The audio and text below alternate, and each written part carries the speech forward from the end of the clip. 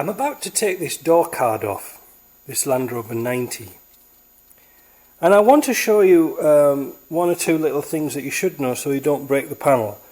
I've got the handle off, unclipped this little escutcheon here, undone the screw, taken that off, undone the screw in the handle. This is a 200 TDI, so it's got the earlier handles on. These things here are a little bit of a problem. Somebody's actually had this off before and put a screw in, which is a very good idea actually. But this one has still got the pin in it, which is going to be difficult to get out because you've got to push the pin in order to get it out. But when I take Land Rover door cards off, I use this tool. It's a panel popper. All right, they're quite cheap. They're easy to buy now. They weren't once before. So what you do is you squeeze it inside there and pull the handle, and it will pull very gently. Let me see if I can get into a clip. You see, and you can just pull that back ever so slightly. Alright, and the same at the top of the screen. Pull it in ever so slightly, bit of pressure, and you can hear them pop off. You can use this on virtually any car. Alright, now for this one, if you don't want to lose the pin, let's have a go and see if we can get it out in one. I don't think we can. We might have to push the pin through the door. But this has been a quite surprise sometimes. It does work. So force it right down there, pull the handles, out she comes. So we can use that again. And then work all the way around the panel again. Don't pull them off like full of bravado. If you haven't got this tool, just use a screwdriver. Because you see what happens? These things snap. They're terrible. They're absolutely terrible. I keep boards of little clips up in that corner. Just handy workshop consumables. But they do snap off. I'll show you a tip when I've done this video how to fix them if they've snapped on the other side, because that's another interesting one. My gum, I'm telling you guys some secrets, all my secrets. So I'm going to take this screw out of here because I can't pop that one off. That's not going to come off. Take the door card off, and there will be a follow-up on this one because I'm going to show you how to do the seals in the top corners of the doors to stop them leaking and prevent rust at the bottom of the door. We've all had this problem before.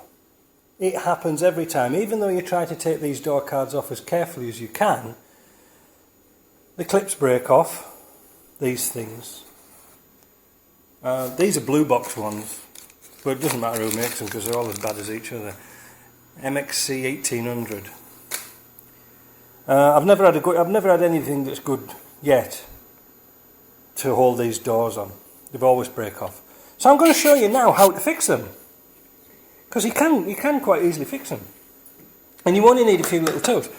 You need a die grinder and a little screw like that. Look, see, it has to be flat-headed.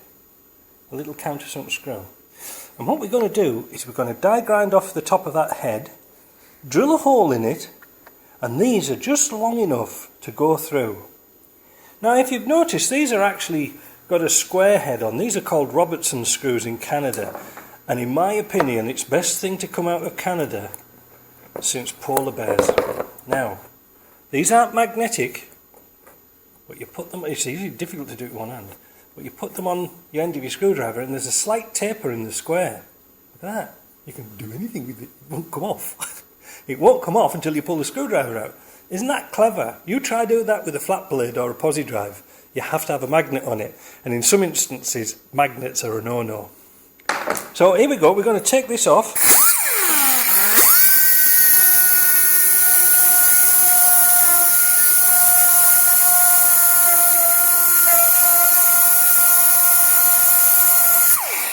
If you had the patience of a saint, you could actually cut that off with a knife. I'm just going to go and get my drill because I've left it over here. Just a second. Keep watching, it could be interesting. I've got I think it's a 5/64 drill in there. I don't know, I just picked it up for that box. So what we're going to do is drill in the centre.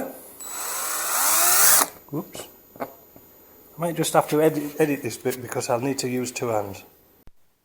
You could put a little piece of tape on the end of the drill to make sure it doesn't pierce the vinyl.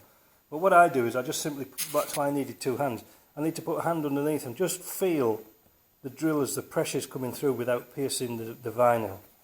So that was easy, just to drill a hole, anybody can do that. And now you're going to screw this in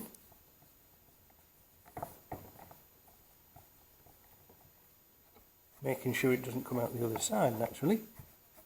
Keep checking. There we go. And then you can put the clip back on. And look at that. And it moves around, look. That is the best tip of the day you'll see today. Look at that. And it'll never come out now because these things are absolutely appalling. Now, if you really wanted to do, I mean, a lot of people take the door cards off every day, but it's a way of fixing them, and it's cheap, and it's easy. If you like that, give us a thumbs up, subscribe, and click the little bell or whatever you want. And leave me a comment. I always reply to comments. If you ever notice that, I always reply to what people say. So that's fixed. We didn't need to buy a new door card. And just one other thing about door cards.